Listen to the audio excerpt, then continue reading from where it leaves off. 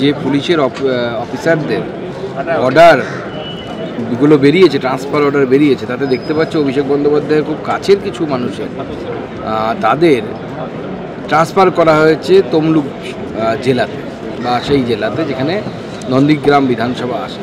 তো স্বাভাবিকভাবে থেকে বোঝাই যাচ্ছিল যে তার মনে একটু হলেও বাসনা আছে দাঁড়ানোর জন্য।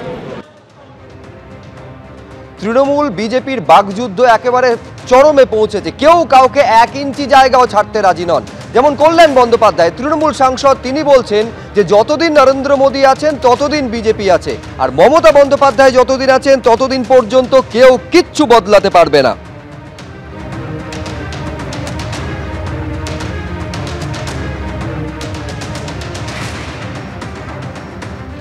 पश्चिम बंगाल का आदमी सबसे ज्यादा जिसका ऊपर ट्रस्ट है, विश्वास करता है, प्यार करता है, उनका नाम है ममता बनर्जी। जितना दिन नरेंद्र मोदी रहेगा उतना दिन बीजेपी रहेंगे।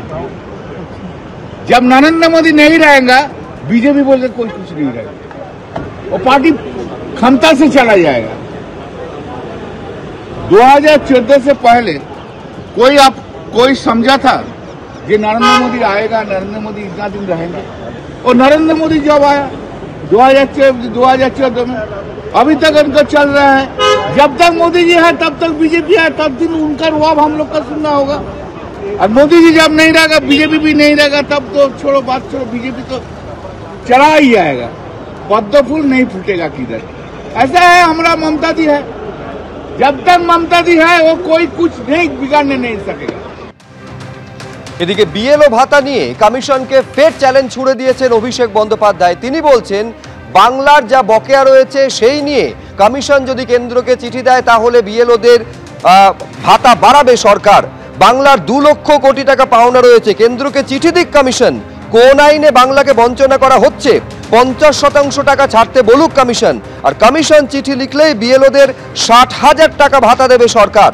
বাংলার বকেয়া নিয়ে নির্বাচন কমিশনকে পাল্টা চ্যালেঞ্জ ছুড়েছেন অভিষেক বন্দ্যোপাধ্যায়।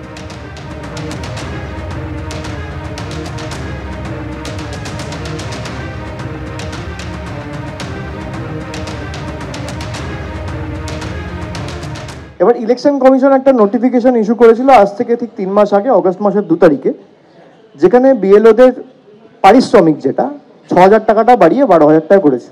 ইলেকশন কমিশনকে আমি অনুরোধ করব দলের জেনারেল সেক্রেটারি হিসেবে, যে বাংলার 2 লক্ষ কোটি টাকা রাজ্য সরকারের পাওনা রয়েছে, আপনারা একটা চিঠি লিখুন যে কেন্দ্র কোন আইনের কি ক্লজের নিরিখে এই 2 লক্ষ কোটি টাকা আটকে রেখেছে।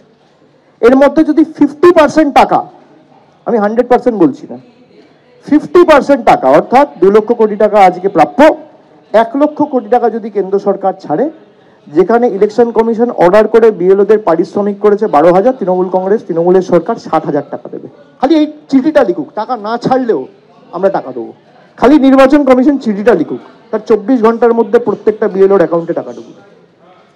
নির্বাচন কমিশন লিখবে, নিরপেক্ষ হলে লিখতো। যারা বসিয়েছে তাদের বিরুদ্ধে কিভাবে লেখে?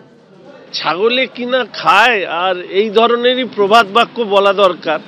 নির্বাচন কমিশন তার সাংবিধানিক দায়িত্ব নির্বাচন পরিচালনা করা, ভোটার তালিকা প্রকাশ করা থেকে পুরো নির্বাচন সংগঠিত করা। আর সরকারের দায়িত্ব রাজ্যের বা কেন্দ্রের বা হচ্ছে third tyre of government, say corporation, পৌরসভা বা পঞ্চায়েত হোক, সেটা হচ্ছে মানুষের পরিষেবা দেওয়া।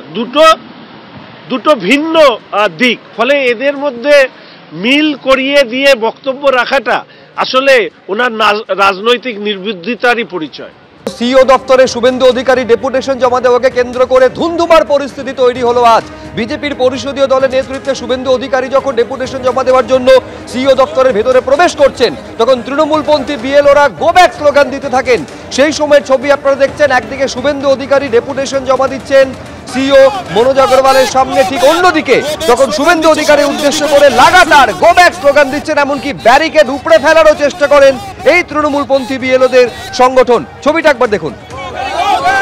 Go back, go back, go back, go back, go back, go back, go back, go back, go back slogan দিচ্ছে শুভেন্দু অধিকারীকে। Suvendu Adhikari go back, go back, go back, Suvendu অধিকারী go back, go back, go back,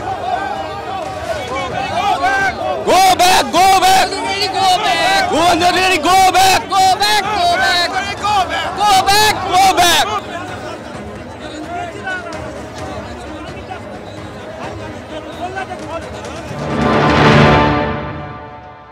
একেবারে দেখেন উত্তেজনা পরিস্থিতি তৈরি হয়েছে। যারা BLO রক্ষা কমিটি যে যারা বিএলওরা ছিলেন তৃণমূলের বিএলও সংগঠনে, তারা কিন্তু একেবারে পুলিশের বাধা ছিল, ব্যারিকেড টপকে তারা এই মুহূর্তে সিও দপ্তরের সামনে রওনা হয়ে গেছেন। এবং একেবারে সিও দপ্তরে আমার অপোজিটে দেখতে পাচ্ছি বিজেপি নেতা নেত্রীরা তারা রয়েছেন। এবং সেক্ষেত্রে একেবারে অন্যদিকে বিএলও অধিকার রক্ষা কমিটির সদস্যরা তারা কিন্তু যে জায়গায় অবস্থান মঞ্চ, সেই অবস্থান মঞ্চ থেকে বেরিয়ে এসছে। আর কিছুক্ষণের মধ্যেই শুভেন্দু অধিকারী বিরোধী দলনেতা তিনি এসে পৌঁছচ্ছেন। এবং তার আগে কিন্তু এখানে উত্তেজনা পরিস্থিতি বর্তমানে। Go back! Go back! Go back! নির্বাচন কমিশন দপ্তরের ভেতরে ঢুকলেন শুভেন্দু অধিকারী এবং বিজেপির বিধায়করা, এবং একই সঙ্গে বিজেপির বিধায়করা শুভেন্দু অধিকারী ভেতরে ঢোকার সময় আমাদের যেটা জানিয়েছেন যে তিনি আগের থেকেই ঠিক করা ছিল তিনি ডেপুটেশন দিতে আসবেন, কিন্তু এখানে পুলিশি যে ব্যবস্থা সেই ব্যবস্থা আরো অনেকটা কঠোর হওয়া উচিত ছিল। মমতা পুলিশ, এদের কপালে দুঃখ আছে এপ্রিল মাসের। তিনি বিধায়কদের নিয়ে ভেতরে যাচ্ছেন, কমিশনের সঙ্গে দেখা করবেন। অন্যদিকে অতনু যে ছবি দেখাচ্ছে দেখতে পাচ্ছ যে এখানে যারা রয়েছেন, যারা কয়েকদিন ধরে ধর্ণা দিচ্ছেন, আন্দোলন করছেন, তারা কিন্তু রাস্তার আরেক দিকে মাঝখানে পুলিশের ব্যারিকেড এবং রাস্তার আরেক দিকে তারা কিন্তু বিক্ষোভ দেখাচ্ছেন। আমরা বিক্ষোভ দেখাচ্ছি এইভাবে যে একের পর এক বিএলওর মারা যাচ্ছে এবং অসুস্থ হয়ে পড়ছে, সেই মানসিকভাবে অসুস্থ হয়ে পড়ছে অমানবিক চাপে, এবং তাদের পরিবারের উপর একটা পরিবারের পাশে আমরা দাঁড়ানোর জন্য এসেছি। Go back! Go back! Suvendu Adhikari go back. একবারে ব্যারিকেড ভাঙার চেষ্টা হচ্ছে এই মুহূর্তে দেখতে পাচ্ছি নির্বাচন কমিশনের দপ্তরের উল্টো দিকে যে জায়গায় ব্যারিকেড করা, সেই ব্যারিকেড ভাঙার চেষ্টা করছেন বিএলও অধিকার রক্ষা কমিটির সদস্যরা। তারা কিন্তু একেবারে ব্যারিকেড ভেঙে দিচ্ছেন এই মুহূর্তে দেখতে পাচ্ছি। আমাদের মঞ্চে আসার প্রয়োজন বোধ করেননি বিরোধী দলনেতা, তিনি এসেছেন আমাদেরকে বিএলওদেরকে যাতে আরো গলা টিপে মেরে দেওয়া হয় সেই জন্য, তার চক্রান্তের জন্য এসেছে। আমরা সেই খবর পাওয়া মাত্র আমরা ওখান থেকে এখানে এসেছি। যেই মুহূর্তে কিন্তু ব্যারিকেড, সেই ব্যারিকেড ভেঙে দেওয়ার চেষ্টা করছেন এখানে উপস্থিত যারা বিএলও অধিকার রক্ষা কমিটির সদস্যরা। এবং দেখতে পাচ্ছ এই হচ্ছে সে ব্যারিকেড, যে ব্যারিকেড একেবারে মাঝখানে ঢাল হয়ে রয়েছে।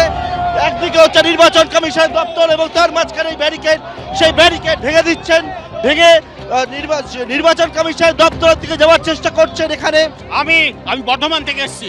বিএলও আমি স্কুলের হেডমাস্টার, আমার স্কুলের 4-5 জন আমাদের সহকর্মী আজকে মৃত্যুর সাথে পাঞ্জা লড়ছে, সেই জন্য এর উপর অন্যায়ের প্রতিবাদ। আমরা সহকর্মী মৃত্যুর প্রতিবাদ করতে এসেছি আমরা। আপনি কি বিএলও? আমি বিএলও নই, কিন্তু আমি বিএলওদের তরফ থেকে এসেছি। আপনি বিএলও নয় মানে বিএলও অধিকার রক্ষা কমিটির ছিলেন? হ্যাঁ, রক্ষা কমিটির সদস্য। শুনুন, আমি একটা স্কুলের প্রধান শিক্ষিকা। আমার স্কুল থেকে 8-9টা টিচার তুলে নিয়েছে, আমাকেও তুলে নেওয়া হয়েছিল। আমি বলেছিলাম তাহলে স্কুলটা চলবে কি করে, তাহলে অ্যানুয়াল পরীক্ষা হবে কি করে।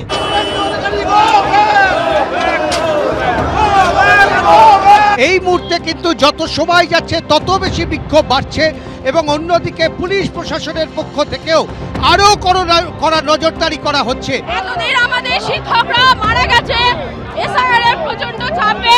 আজকে নির্বাচন কমিশনের মনে হয় যে 7 দিন বাড়াবার কথা, আগে বাড়ালে কি ক্ষতি হতো। প্রচুর ভুল আছে কাজে, আমরা এত তাড়াহুড়ো করে কাজ করেছি, আমাদের কাজে প্রচুর ভুল আছে। ভুলগুলোকে রোল ব্যাক করতে হবে, তারপরে ওটা কারেকশন। অনেক ভুয়ো নামও তুলে ফেলেছে। না, ভুয়ো নাম তুলিনি। কেন ভুয়ো নাম তুলতে যাব? আমি আমার পার্টির ভোটার, আমি আমার পার্টির সবাইকে চিনি। একজন বিএলও স্বীকার করছেন যে অনেক ভুল তথ্য তারা বাধ্য হচ্ছেন তুলতে গোটা প্রক্রিয়ার কারণে। এবিপি আনন্দ, এগিয়ে থাকে, এগিয়ে রাখে।